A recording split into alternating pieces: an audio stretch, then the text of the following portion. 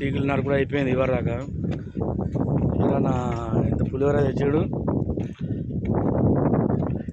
పులిహోర తిన్నాం.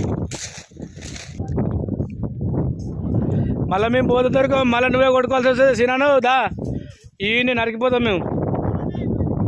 తినుడు ఎక్కడ, తినుడు లేదు, ఏం లేదు. ఈ స్టీల్ అయితే మిగిలిన స్టీల్ ఆ గోరీల సందులో లేయాడు.